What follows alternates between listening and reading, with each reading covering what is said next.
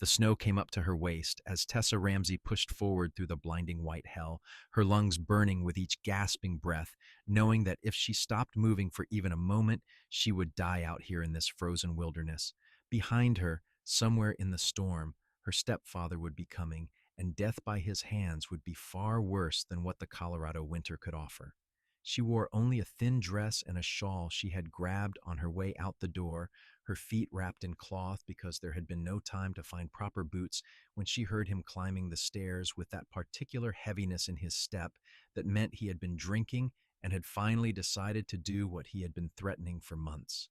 The year was 1884, and Animas Forks sat high in the San Juan Mountains of Colorado, a mining town that had boomed with silver but was slowly dying as the harder winters drove families away.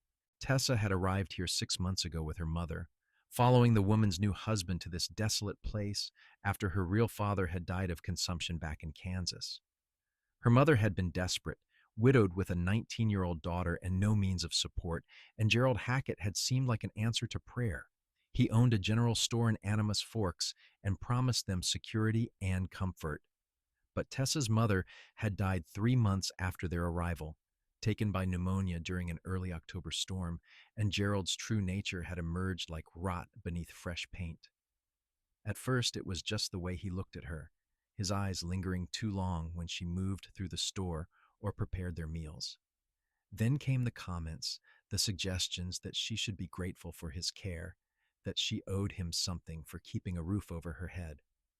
Last week, he had tried to corner her in the storeroom, and she had barely escaped by throwing a sack of flour at him and running. Tonight, he had locked the doors. Tessa pushed forward, her legs trembling with exhaustion and cold. The snow had started falling 3 hours ago, just after sunset, and she had taken her chance when Gerald went to close up the store. She had climbed out her bedroom window onto the small roof over the back entrance, dropped into a snowdrift, and run. The town was already invisible behind her, swallowed by the storm, and she had no idea where she was going. There were other mining camps scattered through these mountains, but they could be miles away in any direction, and the temperature was dropping fast. Her feet had gone numb within the first 10 minutes, and now she could barely feel her hands. The shawl was crusted with ice, heavy and stiff around her shoulders. She knew she was dying. The realization came with strange clarity as she stumbled forward, her body simply deciding to inform her mind that this was the end. She would fall soon, and the snow would cover her, and in the spring some prospector would find her bones.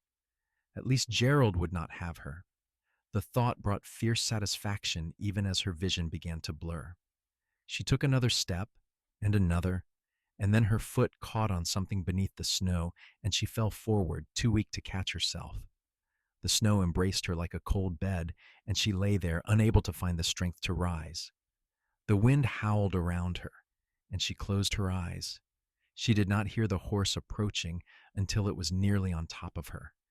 The animal snorted and shied, and a man's voice cursed in surprise.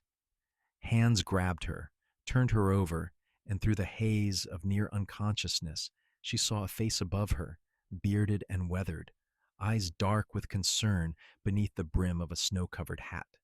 "Jesus Christ," the man said.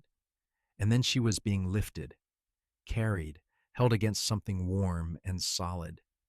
She tried to speak, but her jaw would not work. The world swayed and moved, and she realized dimly that she was being placed on a horse, held in front of the man as he urged the animal forward. His arms were around her, steadying her, and she could feel the heat of his body through his heavy coat. "Stay with me," he said, his voice close to her ear. "Just a little further now. Stay with me." She tried to obey, tried to hold on, but the darkness was so appealing, and the cold had worked its way so deep into her bones that she could not fight it anymore. She let go and felt herself falling into nothing. Warmth woke her, painful and shocking as feeling returned to her frozen limbs. She gasped and opened her eyes to find herself lying near a fireplace, wrapped in heavy blankets and furs. The room was small and roughly built, logs chinked with mud and moss, a single window showing darkness outside. The storm was still raging, wind rattling the shutters. "Easy," the same voice said, and she turned her head to see the man crouching beside her. In the firelight, she could see him more clearly now. He was perhaps 25 or 26, with dark hair and a beard that looked like it needed trimming, a strong jaw, and a straight nose that had been broken at least once. His eyes were brown and unexpectedly gentle as he studied her face. "You are safe. I have got you. You need to drink this." He held a tin cup to her lips, and she tasted something hot and sweet, honey mixed with whiskey and water. She coughed but swallowed, the liquid burning pleasantly down her throat. He gave her more, patient and careful, one hand supporting her head. "What is your name?" he asked when she had finished. "Tessa," she managed, her voice a rasp. "Tessa Ramsey." "I am Kane Rourke," he said. "This is my cabin. You are about 2 miles north of Animus Forks. Can you tell me what you were doing out in that storm?" The question brought it all back, and she felt panic surge through her chest. She tried to sit up, but her body would not cooperate, too weak and battered by the cold. "He will find me," she said. "He will come looking." "Who will?" Kane asked, his voice sharpening. "Who are you running from?" "My stepfather, Gerald Hackett. He owns the general store in town." The words tumbled out now, desperate and quick. "My mother married him last year, but she died, and he has been trying to force himself on me. And tonight he locked the doors, and I knew he was going to hurt me, so I ran. But he will come looking, and he will find me, and he will take me back." Kane's expression hardened, something dangerous flashing in his eyes. "No one is taking you anywhere you do not want to go," he said flatly. "You are safe here. I give you my word." "You do not understand," Tessa said, tears burning in her eyes. "He will say I am his responsibility, that I ran away like a disobedient child. He will make it sound like I am lying or crazy. People believe him. He is respectable." "I do not give a damn what he is," Kane said. "You stay here as long as you need to. When you are well enough, we will figure out what to do next." She studied his face, searching for deception or hidden motive, but found only steady resolve. "Why would you help me?" she asked. "You do not even know me." "I found a woman dying in the snow," he said simply. "What kind of man would I be if I turned you out?" He stood and moved to the fire, adding another log. "Besides, I know Gerald Hackett. He came out here last spring trying to sell me overpriced supplies. I did not like the look of him then, and I like him even less now hearing what you have to say." Tessa felt something in her chest loosen, the first small measure of relief since she had run into the storm. "Thank you," she whispered. Kane glanced back at her, his expression softening. "Get some rest. You need to let your body recover. We will talk more in the morning." She wanted to stay awake, to keep watch, but exhaustion claimed her like a tide, and she slipped back into sleep. She woke to pale gray light filtering through the window and the smell of coffee and frying bacon. Her body ached in 1,000 places, but the desperate cold was gone, replaced by the deep warmth of the fire that still crackled in the hearth. She pushed herself up on one elbow and saw Kane standing at a small cook stove near the back wall, working a skillet with practiced efficiency. "How do you feel?" he asked without turning around. "Like I was beaten with a club," she admitted, "but alive. That is something." He brought over a plate with bacon, fried bread and beans, and a fresh cup of coffee. "Eat what you can. You need to get your strength back." The food was simple but good, and she discovered she was ravenous. Kane ate his own portion standing by the stove, his eyes occasionally going to the window where snow was still falling, though lighter now than the night before. "It has been snowing all night," he said. "No one will be going anywhere today, which is to our advantage. Gives you time to heal and gives me time to think about what we should do." "What do you mean?" Tessa asked between bites. "Well, you cannot stay here forever," Kane said, though his tone was matter-of-fact, rather than unkind. "And you cannot go back to town, not if what you told me is true." We need to figure out a plan that keeps you safe and gets you somewhere you can start fresh. Tessa set down her plate, her appetite suddenly gone. The reality of her situation crashed over her like a wave. She had no money, no family, no prospects. She was a woman alone in 1884 Colorado, which meant her options were severely limited. She could try to find work as a domestic servant or perhaps a seamstress, but without references or connections, she would be vulnerable to the same kind of predation she had just escaped. I do not know where to go, she said quietly. I have no one. Nothing. Kane was quiet for a moment, studying his coffee. There is a family in Lake City, he said finally. The Hendersons, good people. Mary Henderson takes in sewing and her husband runs a freight business. I worked for them a couple of years back, and they offered me a standing invitation if I ever needed anything. I could take you there, introduce you, see if Mary could use some help. It is not much, but it would be a start. Lake City, Tessa repeated. How far is that? About 20 miles as the crow flies, but more like 30 by the trails. In good weather, it is a day's ride. In this snow, it would take 2, maybe 3 days. And you would do this for me? Tessa asked, bewildered. Take days out of your life to help a complete stranger? Kane met her eyes, and she saw something in his expression she could not quite name. I am not leaving you to face this alone, he said.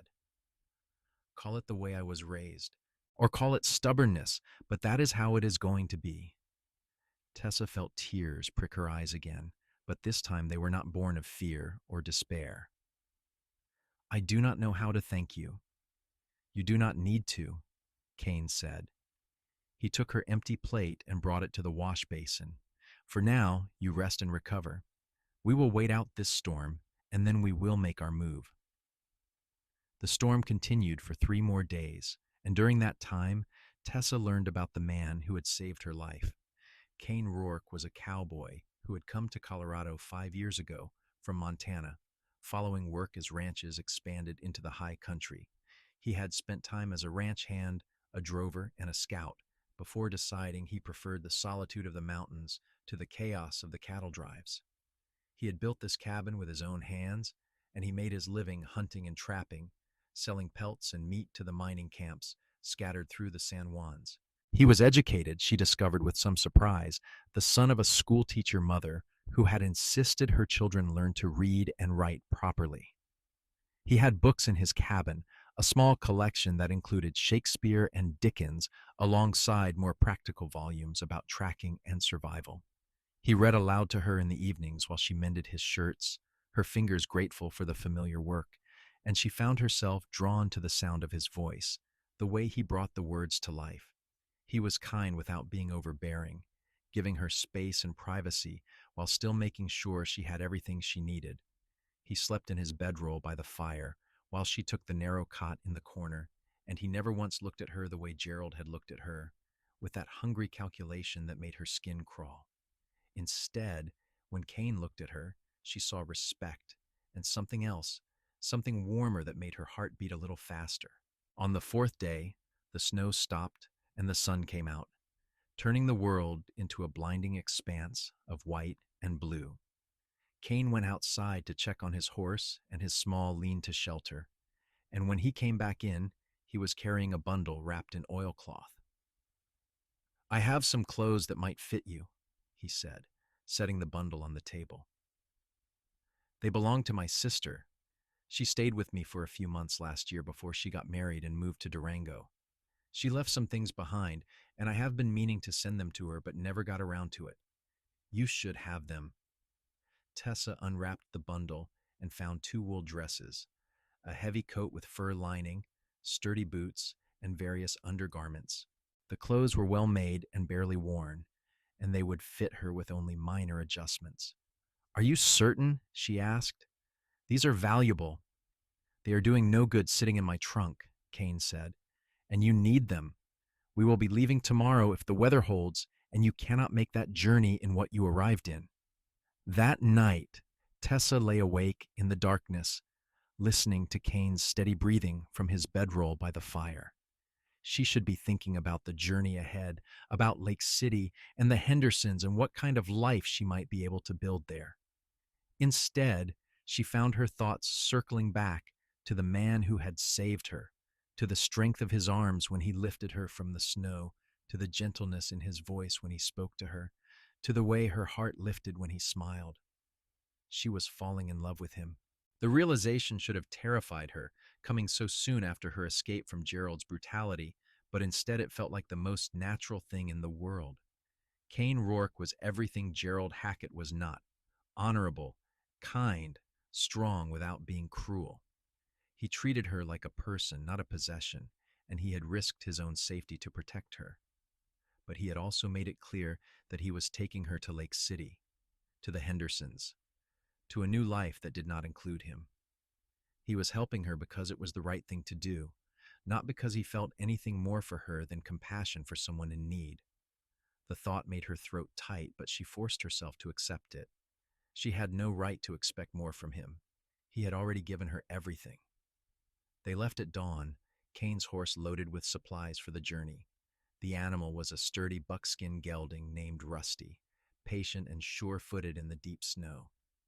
Kane walked ahead, breaking trail, while Tessa rode. She had protested this arrangement, but he had been immovable.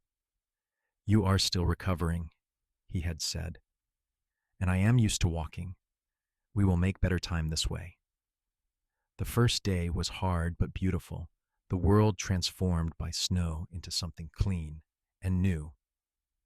They followed a trail that wound through pine forests and across frozen meadows, the mountains rising around them like white giants. Kane pointed out landmarks as they went, teaching her to read the land the way he did, showing her how to spot the signs of game trails and water sources. They stopped at midday to rest and eat, and Kane built a small fire to heat water for tea. Tessa watched him work, efficient and economical in his movements, and felt that dangerous warmth in her chest again. "You are very good at this," she said. "Living out here alone, I mean." Kane shrugged.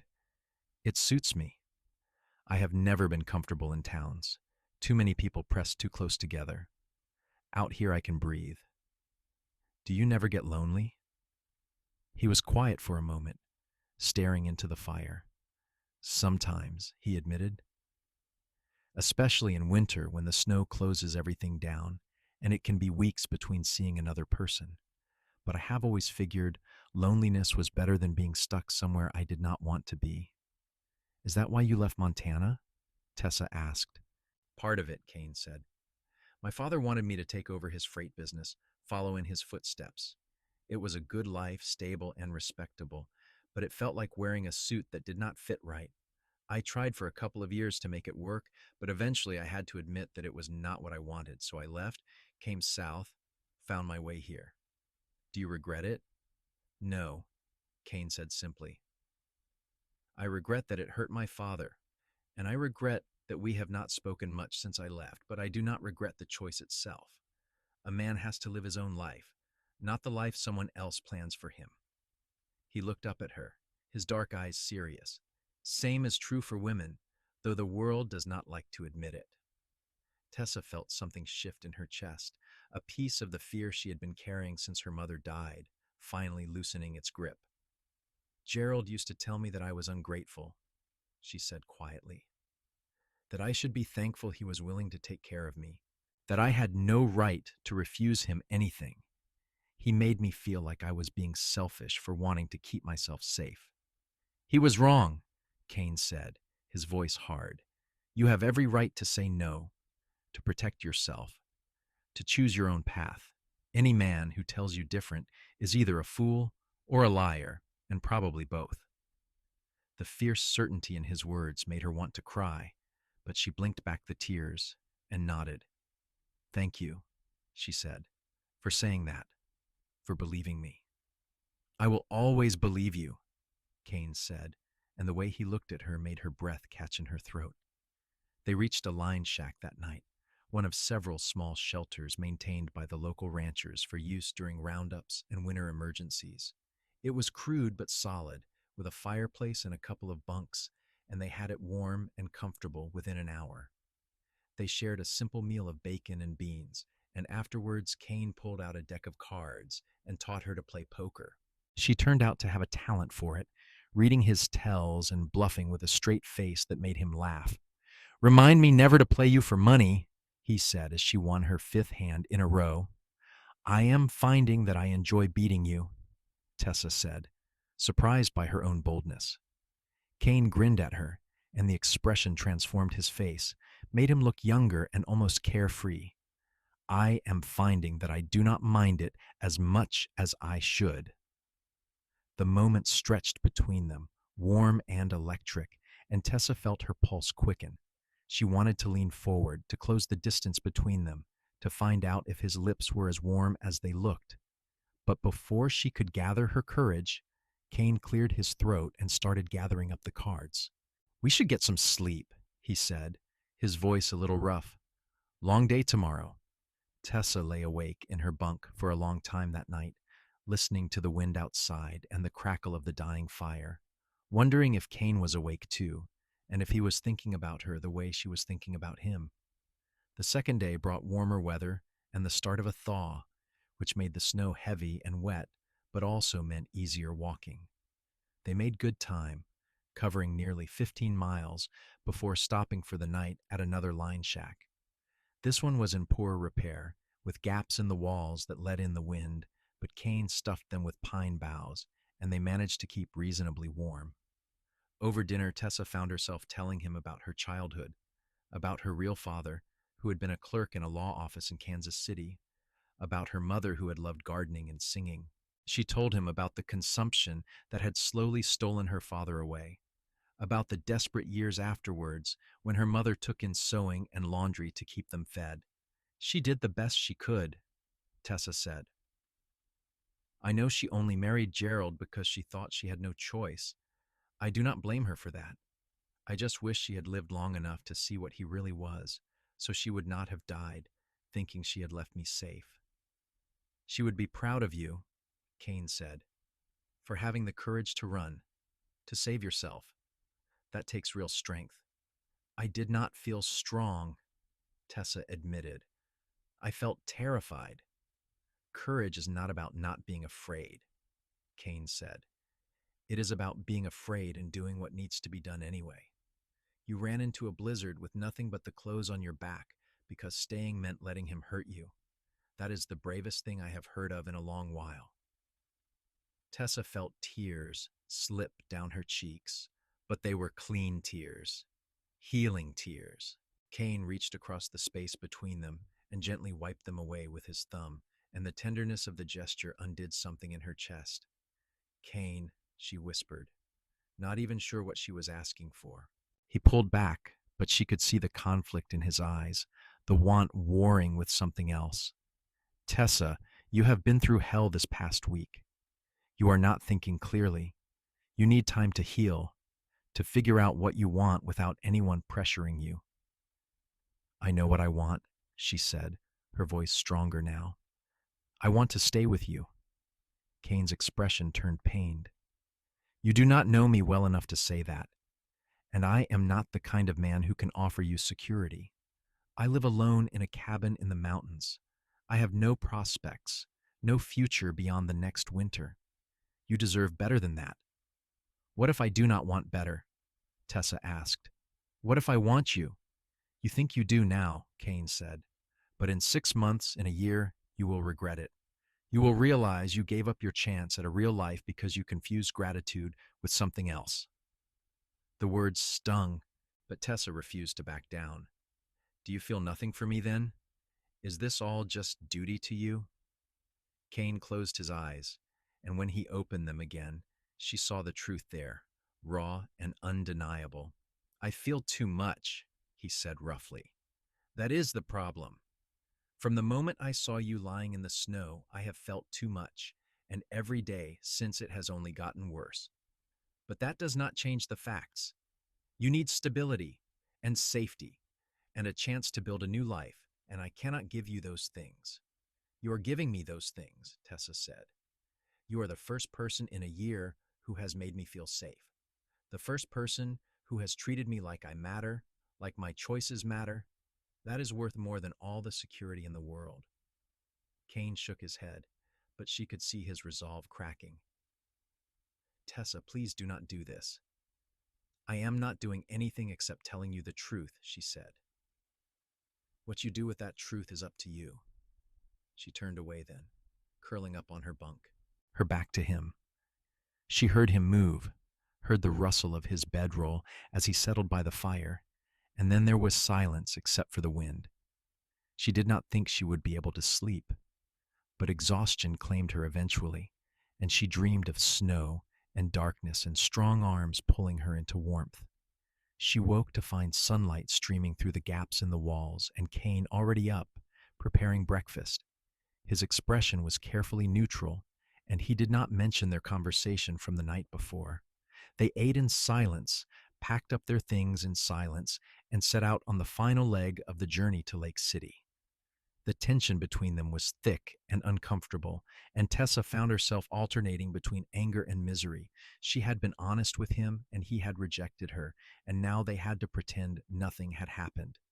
It felt like a terrible joke, as if she had escaped one trap only to walk into another of her own making. They reached Lake City in the early afternoon, riding into a town that was larger and more prosperous than Animas Forks, with proper streets and brick buildings and a railroad depot at the edge of town. Kane led the way to a neat clapboard house on a quiet street, and as they approached, a woman came out onto the porch, her face lighting up with recognition. Kane Rourke, as I live and breathe, she called out. I thought you had turned into a hermit for good. Mary Henderson, Kane said, his tension easing into a genuine smile. You are looking well. Mary Henderson was a sturdy woman in her middle 40s, with graying hair and kind eyes. She came down the steps and embraced Kane warmly, then turned her attention to Tessa. And who is this? This is Tessa Ramsey, Kane said. She is in need of help, and I was hoping you might have some to offer. Over tea in Mary's warm kitchen, Kane told the story, or at least an edited version of it that left out the more intimate details. He explained that Tessa had been living with her stepfather in Animas Forks, that the situation had become dangerous, and that she needed a place to stay and work while she figured out her next steps. Mary listened with growing indignation, and when Kane finished, she reached across the table and took Tessa's hand. You poor child, she said. Of course you can stay here. I can always use an extra pair of hands with the sewing, and my husband is forever complaining that he needs help with the bookkeeping for the freight business. We will find plenty for you to do, and you will have a safe place to sleep and good food to eat. You do not need to worry about anything. The relief was overwhelming, but it was also edged with something darker. This was what she needed, what she should want, but all she could think about was that Kane would be leaving, riding back to his cabin in the mountains, and she did not know when or if she would see him again. Kane stayed for dinner, and Mary's husband Tom turned out to be as kind as his wife, a big man with a booming laugh and a genuine warmth. They made Tessa feel welcome in a way she had not experienced since before her mother died, and she should have been happy. But when dinner was over and Kane stood to leave, her heart felt like it was being torn from her chest. She walked him out to where Rusty was waiting, and they stood in the cold twilight, breath misting in the air between them. Thank you, Tessa said, hating how small her voice sounded. For everything. You saved my life. You saved your own life, Kane said. I just helped a little. He hesitated, then reached out and tucked a strand of hair behind her ear, his fingers lingering for just a moment against her cheek. Be well, Tessa Ramsey. Be happy. Kane, please, she started. But he was already pulling away, swinging up into the saddle. Goodbye, he said. And then he was riding away, disappearing into the gathering darkness, and Tessa stood there with tears streaming down her face and her heart breaking into pieces. The next 2 weeks were a blur of work and routine. Mary Henderson kept her promise, teaching Tessa the intricacies of her sewing business and introducing her to the steady stream of customers who came through looking for alterations and custom garments. Tom gave her simple bookkeeping tasks, recording expenses and payments in his neat ledgers, and praised her careful attention to detail. They were good people, and they treated her with kindness and respect. She had her own small room in their house, clean and warm, with a window that looked out over the mountains. She had regular meals and pleasant company and the promise of honest work. She should have been grateful. She was grateful. But she was also miserable in a way she had not anticipated, as if part of her had been left behind in that line shack, in that moment when Kane had pulled away from her. Mary noticed, of course. She was too observant not to. One afternoon, when they were working together on a particularly complicated wedding dress, she said casually, "You care about him." Tessa's needle slipped, pricking her finger. She sucked at the bead of blood and did not pretend to misunderstand. "Yes, and he cares about you, unless I miss my guess," Mary continued.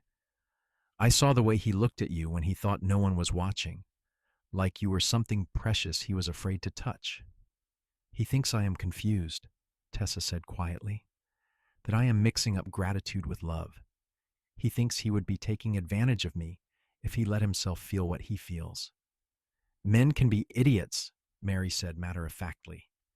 "Even good men, especially good men sometimes, because they tie themselves in knots trying to do the right thing and forget to ask what the right thing actually is." She set down her sewing and looked at Tessa seriously. "What do you want, child? Really want?" "I want him," Tessa said, the words coming out fierce and certain. "I want to go back to that cabin in the mountains and build a life with him, whatever that life looks like. I do not care if it is hard or if we have to struggle. I care about being with someone who treats me like an equal, who makes me feel safe and seen and valued. That matters more than security or comfort or anything else." "Then why are you sitting here?" Mary asked. Tessa stared at her. "I thought this was what I was supposed to do. Find stability, build a respectable life, not chase after some cowboy who made it clear he does not think we have a future." "He made it clear he does not think he is good enough for you," Mary corrected. "That is not the same thing at all. And as for what you are supposed to do, well, who gets to decide that except you?" She leaned forward, her eyes intent. "I was 20 years old when I met Tom. He was a freight hauler with nothing to his name but a wagon and a mule team, and my parents wanted me to marry the banker's son who had a big house and good prospects. I chose Tom anyway, and we have had 30 years of hard work and struggle and more happiness than I ever could have imagined, because I chose the man, not the security. And I have never regretted it for one single day. But what if Kane does not want me?" Tessa whispered. "What if I go back and he still says no?" "Then you will know," Mary said. "And knowing is better than spending the rest of your life wondering what might have been." She picked up her sewing again, her tone turning brisk. "Tom is making a run up to Animus Forks in 3 days to deliver supplies. If you wanted to go along, I am sure he would not mind the company." Tessa felt hope flare in her chest, bright and painful. "You would not think I was being foolish?" "I think you would be being foolish if you did not try," Mary said. "Love is not something to be practical about, child. It is something to fight for." The next 3 days passed in a haze of anticipation and terror. Tessa helped Tom load his wagons, packing supplies for the mining camps that dotted the high country. She wore her new warm clothes and sturdy boots, and Mary gave her a bundle of provisions for the journey. "You bring him back here to meet us properly," Mary said as they hugged goodbye. "I want to see this man who managed to capture your heart." The journey back was longer than the trip down had been, the wagons heavy with freight and the roads rough with spring mud and lingering snow. Tom was a pleasant companion, telling stories about his years on the freight routes and asking gentle questions about her plans. "I am going to tell him I love him," Tessa said on the second day, when they had stopped to rest the horses. "And I am going to ask him to let me stay, to build a life together. And if he says no, if he really believes we do not have a future, then I will accept that and move on. But I need to try." That is the spirit, Tom said approvingly. A woman who knows her own mind is a force of nature. He does not stand a chance.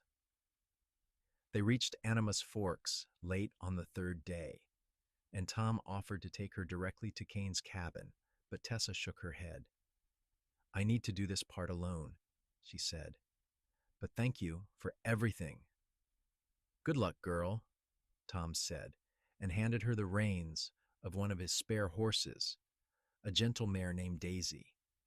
You bring her back when you can, and if things do not work out the way you hope, you know where to find us. The ride to Kane's cabin took an hour, following the trail she remembered from their journey down. The sun was setting by the time she arrived, painting the snow-covered peaks in shades of pink and gold.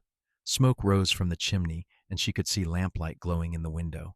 She dismounted, tied Daisy to the porch rail, and knocked on the door. There was a long pause, and then it swung open to reveal Kane, his expression shifting from surprise to shock to something that looked almost like fear. Tessa, he said, her name falling from his lips like a prayer. What are you doing here? Is something wrong? Can I come in? She asked, proud that her voice did not shake. He stepped back wordlessly, and she walked into the cabin that smelled of wood smoke and coffee and something indefinably him. Everything was as she remembered it, neat and spare and comfortable, and it felt more like home than anywhere she had been since leaving Kansas. Did something happen with the Hendersons? Kane asked, closing the door. Are you in trouble? No, Tessa said, turning to face him. They have been wonderful. Mary and Tom are good people, exactly as you said they would be. Then why are you here? Kane asked, and she could hear the confusion in his voice, but also something else, something that sounded like hope. I am here because I have been miserable every day since I left, Tessa said.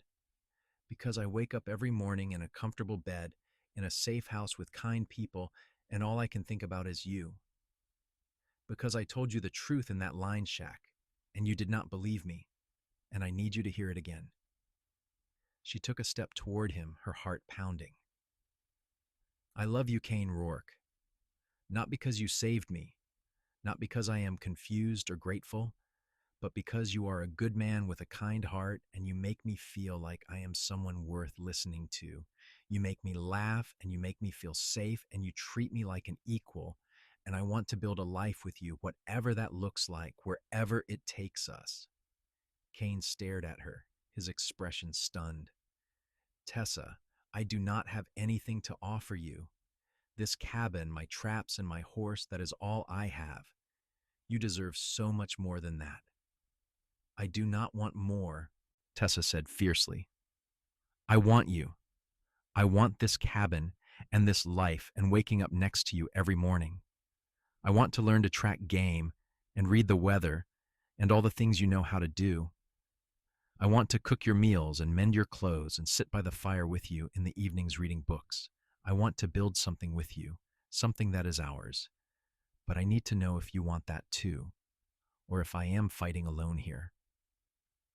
Kane made a sound that was half laugh, half sob, and then he was crossing the distance between them in 2 long strides and pulling her into his arms. His mouth found hers, and the kiss was everything she had imagined, and more, fierce and tender and desperate all at once. She kissed him back with everything she had, her arms wrapping around his neck, her fingers tangling in his hair. When they finally broke apart, they were both breathing hard, their foreheads pressed together. I love you, Kane said roughly. God help me. I have loved you since I found you in the snow, and you looked up at me like I was your last hope in the world. I tried to fight it, tried to tell myself you deserved better, but I cannot stop thinking about you. I cannot stop wanting you. Every day you have been gone has felt like losing something essential. Then stop fighting it, Tessa said, her voice fierce. Let me stay.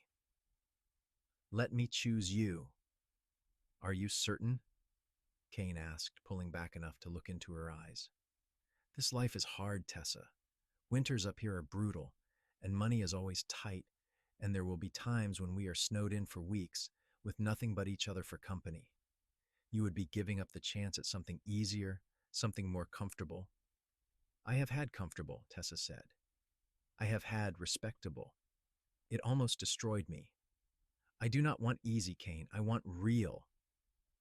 I want you. Kane kissed her again, softer this time, reverent. Then stay, he whispered against her lips. Stay with me, and I will spend every day of my life making sure you never regret it. That night they talked for hours, making plans and dreaming about their future. Kane wanted to marry her properly, with a preacher and witnesses, and Tessa agreed. They would ride down to Lake City in a week, ask Mary and Tom to stand with them, and make it official. I want to do this right, Kane said, holding her hand across the table. I want the whole world to know you chose me, and that I am choosing you back. What about Gerald? Tessa asked, the old fear stirring. He still thinks I am his responsibility. What if he comes looking for me? Kane's expression hardened. Then he will find me instead, and I will make it very clear that you are under my protection now. But I do not think he will come. Men like Gerald are cowards at heart. They prey on people they think cannot fight back.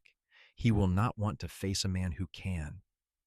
The words should have frightened her, but instead they made her feel safe in a way she had not felt in a long time. They were married 2 weeks later in a simple ceremony at the small church in Lake City, with Mary and Tom as witnesses and a handful of other friends Kane had made during his years in the mountains. Tessa wore a new dress that Mary had helped her sew, pale blue wool with lace at the collar, and Kane wore his best shirt and had trimmed his beard for the occasion. When the preacher pronounced them husband and wife and Kane kissed her, Tessa felt like her heart might burst with joy. This was what she had been searching for without knowing it, this sense of belonging and being chosen and choosing in return. They spent their wedding night at a small hotel in Lake City, and Kane was patient and tender, making sure she felt safe and cherished every moment. Afterward, lying in his arms in the darkness, Tessa felt like she had finally come home. They returned to the cabin and settled into the rhythm of married life. Tessa learned to help with the trapping, checking the lines and skinning the pelts. She learned to shoot Kane's rifle, to read the signs of changing weather, to navigate the mountain trails. She kept the cabin tidy and cooked their meals, and discovered she had a talent for making bread that Kane praised extravagantly. Kane taught her everything he knew, patient with her mistakes and generous with his praise. They worked together as a team, and in the evenings they would sit by the fire, reading or talking or simply being together. As spring turned to summer, they made improvements to the cabin, adding a small addition for storage and a proper root cellar for keeping food through the winter. Kane took on extra work guiding hunters and prospectors through the mountains, and the additional income meant they could buy supplies and even save a little for the future. In July, Tessa realized she was pregnant. She told Kane one evening after dinner, shy and nervous about how he might react, but his face lit up with wonder and joy. "A baby," he said, pulling her into his arms. "We are going to have a baby." "Are you happy?" Tessa asked. "I am terrified," Kane admitted. "But yes, I am happy. So happy I can barely think straight." He kissed her forehead, her cheeks, her lips. "You keep making my life better than I ever thought it could be." The pregnancy progressed smoothly through the summer and into the fall. As winter approached, Kane insisted they spend the coldest months in Lake City with Mary and Tom, where Tessa would have access to a doctor if anything went wrong. They made the journey down in early November, settling into the small guest room in the Henderson house. Their son was born on a snowy February morning in 1885, healthy and loud and perfect. They named him James after Kane's father, and when Kane held his son for the first time, Tessa saw tears streaming down his face. "Thank you," he whispered to her. "Thank you for giving me this, for giving me everything." They stayed in Lake City through the worst of the winter, and when spring came, they made the journey back to their cabin with James wrapped snug in a carrier on Tessa's back. The cabin felt smaller now with a baby in it, but also more complete, as if this was what it had been waiting for all along. Life fell into a new rhythm. shaped around James's needs. Tessa marveled at Kane's tenderness with their son, the way his big rough hands could be so gentle, changing diapers or soothing cries. He was a devoted father, never complaining about the sleepless nights or the extra work. One evening when James was 3 months old, Tessa found Kane standing by the window, the baby asleep against his chest, staring out at the mountains bathed in sunset light. "What are you thinking about?" she asked, coming to stand beside him. "I am thinking about the day I found you," Kane said quietly, "about how close I came to taking a different trail that night, about how if I had been even 5 minutes later, you would have died out there in the snow, and I never would have known you existed." He looked down at James, then at her, his eyes bright with emotion. "I am thinking about how one choice, one moment, can change everything. How the best things in my life came from being in the right place at the right time." "I think about that too," Tessa admitted. "About how terrified I was running into that storm. How certain I was that I was going to die. And then you were there and everything changed. You gave me a future, Kane. You gave me hope." "We gave each other that," Kane said. "I was not really living before I met you, just existing, going through the motions. You made me want more, made me believe I could have more." They stood there together as the sun set and the stars came out, their son sleeping between them, and Tessa felt a peace so deep it was almost overwhelming. The years passed in a blur of work and love and growth. James was followed by a daughter they named Sarah, born 2 years later during a surprisingly mild winter, and then another son, Thomas, who arrived when Sarah was 3. The cabin grew to accommodate their expanding family, with Kane building on another room and a proper loft. Money was never plentiful, but it was enough. Kane's reputation as a guide and tracker grew, and he found steady work with the mining companies and the occasional wealthy sportsman from back east. Tessa took in sewing when she had time, and she started a small vegetable garden near the cabin that produced enough to see them through the winters. They made regular trips to Lake City to visit Mary and Tom, who became surrogate grandparents to their children.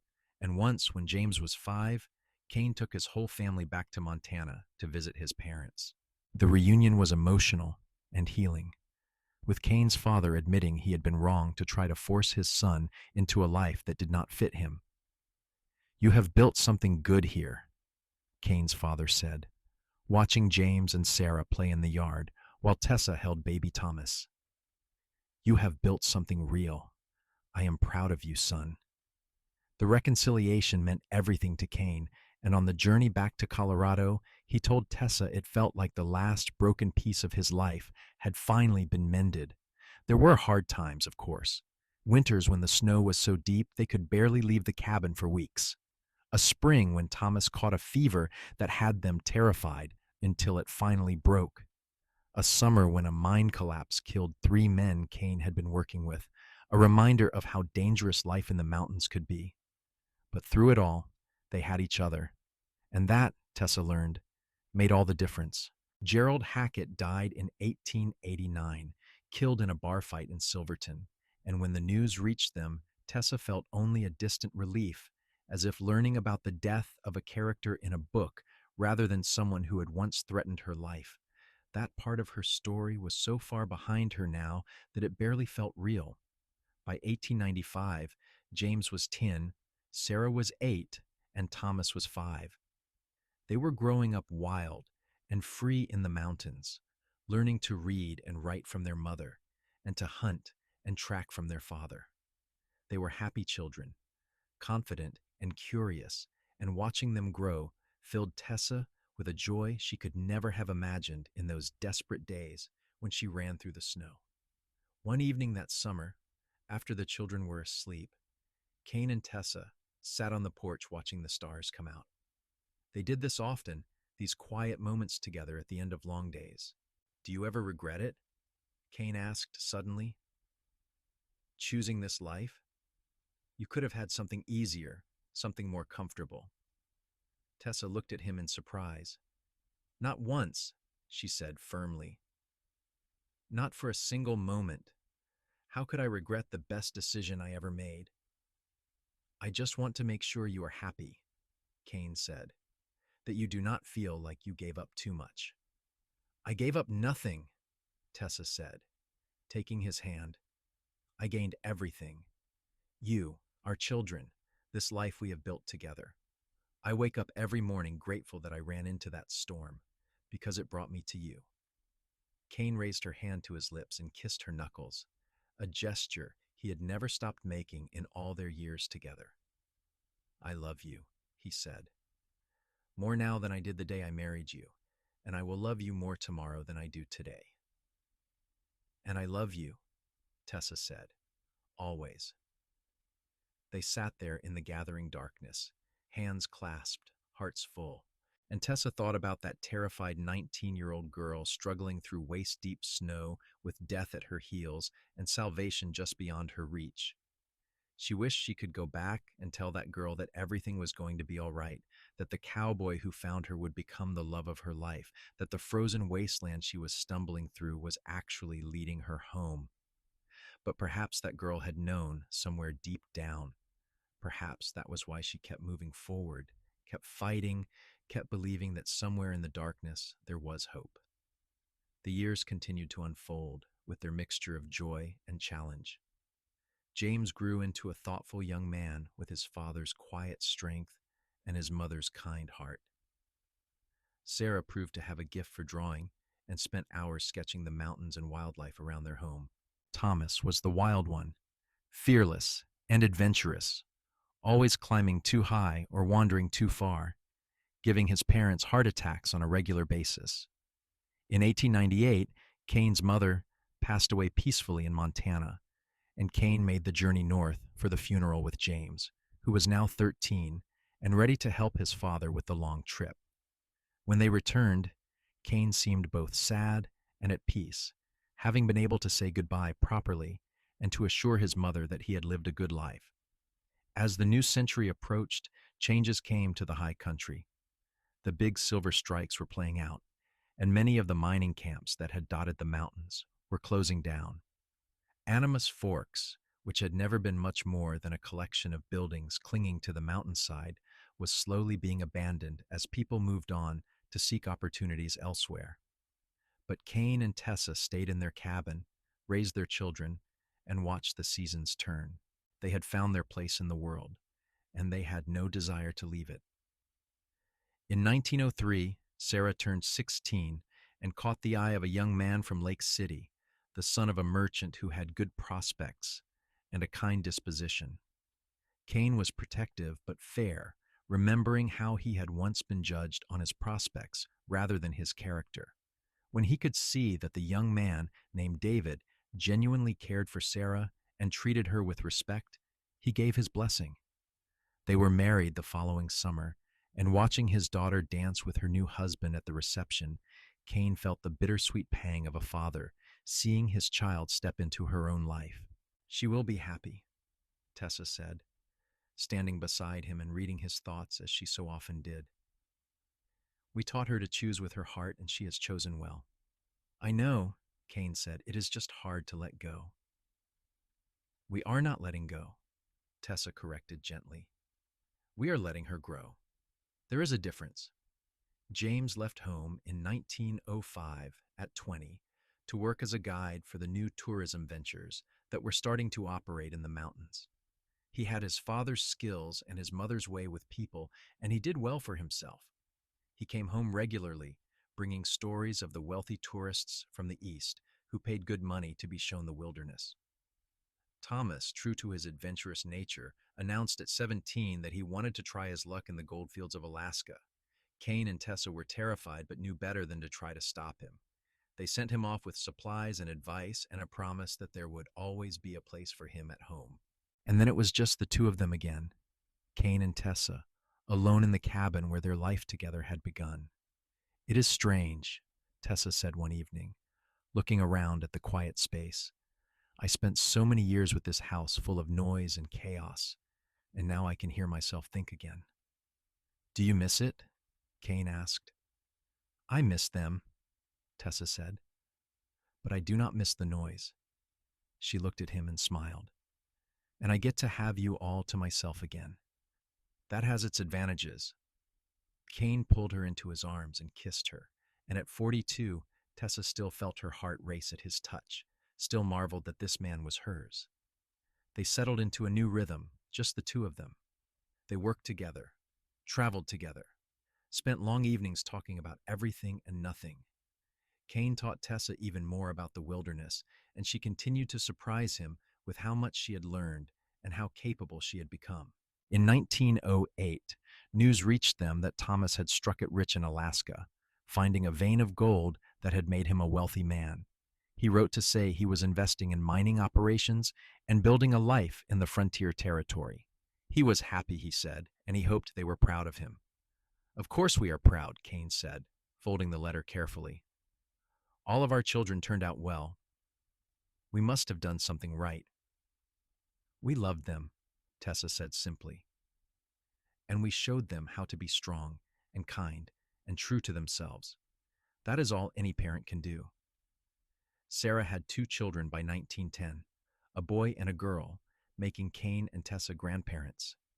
They visited often, and Kane proved to be as tender with his grandchildren as he had been with his own children, patient and playful and utterly devoted. James married in 1912 a woman named Eleanor, who was a teacher from Lake City. They settled in Durango, where James had found steady work, and they too started a family. Through it all, Kane and Tessa remained in their cabin, their love as strong as ever. They had weathered 27 years of marriage by 1912, and they moved together with the ease of 2 people who knew each other completely, who could communicate with a glance or a touch, who had built something solid and true. One evening in the summer of 1913, Kane found Tessa in her garden, working among the vegetables she grew with such care. He stood watching her for a moment, this woman who had stumbled into his life through a blizzard and changed everything. "What are you thinking about?" Tessa asked without looking up, sensing his presence. "I am thinking about how lucky I am," Kane said. "About how one choice to take a particular trail on a snowy night gave me the best life I could have imagined." Tessa straightened, brushing dirt from her hands, and came to him. At 48, she still took his breath away, her beauty different now but no less real, her eyes bright with intelligence and humor and love. "I am the lucky one," she said. "You saved my life in every way that matters." "We saved each other," Kane corrected and kissed her. That winter proved to be one of the mildest in years, and they spent much of it working on a project Kane had been planning for a while. He wanted to write down the story of their life together, to leave a record for their children and grandchildren.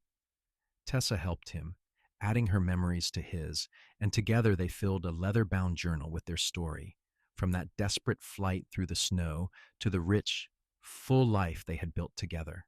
"I want them to know," Kane said as they worked, "that love is worth fighting for, that choosing each other every day is what makes a life worth living." "They know," Tessa said. "They saw it every day they were growing up. But this will be a wonderful gift to them all the same." They finished the journal in early 1914, and Kane presented it to James when their eldest son came to visit.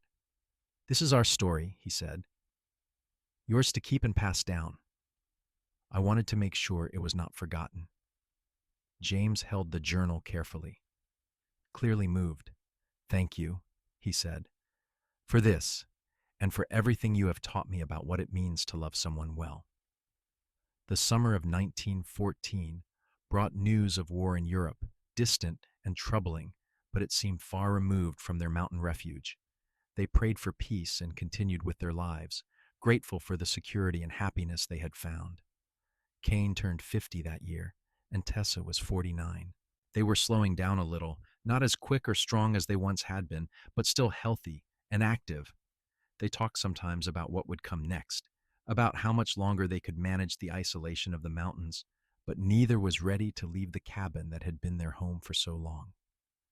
"We will stay as long as we can," Kane said, "and when we cannot anymore, we will figure something out together, just like we always have."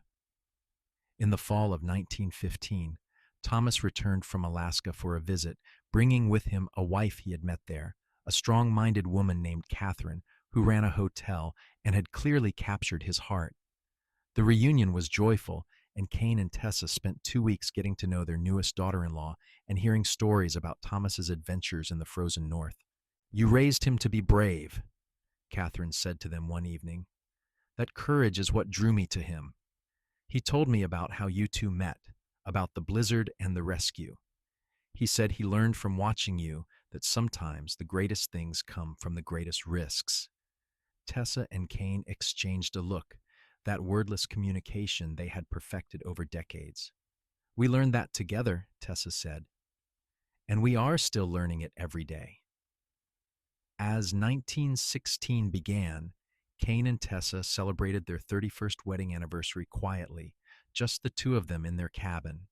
They had long since stopped needing grand gestures or elaborate celebrations. Just being together, sharing a meal, and watching the fire was enough. "If I could go back," Tessa said that evening, curled against Kane's side on the old sofa he had built when James was a baby, "and live my life over again, I would not change a single thing. Every moment, every choice, every challenge brought me here, to this exact place. And this is exactly where I want to be." "Even the hard parts?"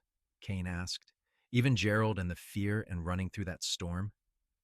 "Even those," Tessa said firmly, "because they were what brought me to you, and you are worth every terrible thing that came before." Kane held her closer, his heart full beyond measure. "I love you," he said. "Until my last breath and beyond. I love you." They sat there together as the fire burned low, two people who had found each other against all odds and built something beautiful from that chance meeting in the snow. Outside, the mountains stood eternal and indifferent, but here in their small cabin, there was only warmth and light and love that had stood the test of time. Their children thrived, their grandchildren grew, and the years continued to pass. Kane and Tessa remained in their cabin, adapting as age required, but never losing the essential bond that had held them together from the beginning. They worked side by side, laughed together, comforted each other through the inevitable sorrows of life, and every night they fell asleep in each other's arms. In 1920, when Tessa was 55 and Kane was 56, they finally made the decision to spend their winters in Lake City, where the altitude was lower and life was easier. Mary Henderson had passed away 2 years before, but Tom was still alive and welcomed them warmly into his home. They kept the cabin for the summer months, when the weather was mild and they could still manage the isolation. It was a good compromise, allowing them to maintain their independence while acknowledging the realities of aging. Their children approved, relieved that their parents would have easier access to doctors and community during the harsh winter months. By 1925, they had 11 grandchildren between their 3 children, and watching the family they had created spread out and thrive filled them with profound satisfaction.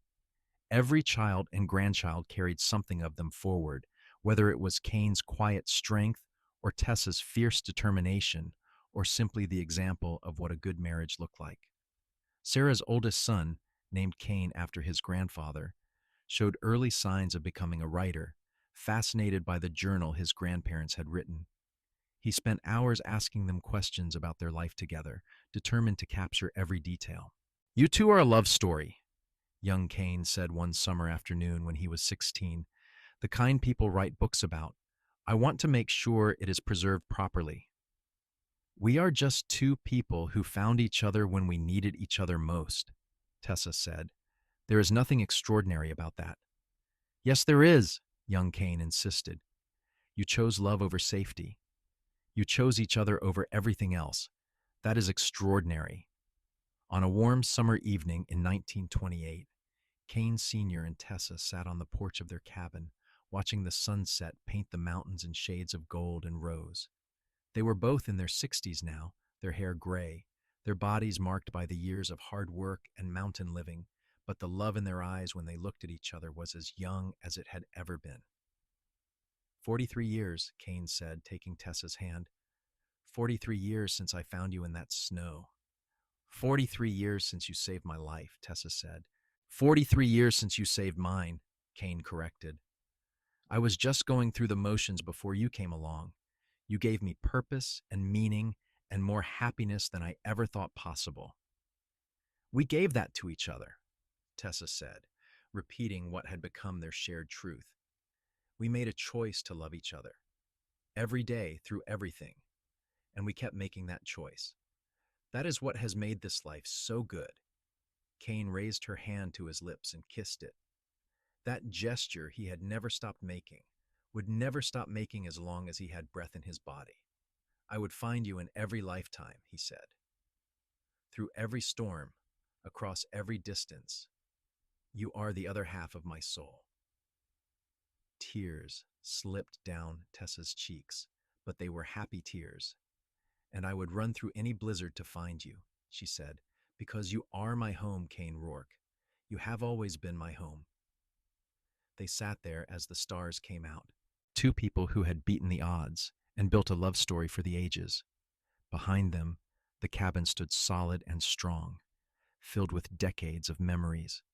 Around them, the mountains stood eternal, witnesses to a love that had endured every test. And as the night deepened and the fire of sunset faded, Kane and Tessa remained together, hand in hand, heart to heart, exactly as they had been from the moment he pulled her from the snow and promised to keep her safe. It was a promise he had kept every day of their lives together, just as she had kept her promise to choose him, to build a life with him, to love him through everything. Their story had begun in desperation and fear, in a young woman's flight through deadly cold and a cowboy's chance decision to take a particular trail on a winter night. But it had grown into something beautiful and lasting, a testament to the power of love to transform even the darkest circumstances into light. And so they lived in their cabin in the mountains, surrounded by the family they had created and the love they had nurtured. Two souls who had found each other when they needed each other most and had never let go. It was everything they had ever wanted and more than they had ever dared to dream, and they treasured every moment of it until the very end.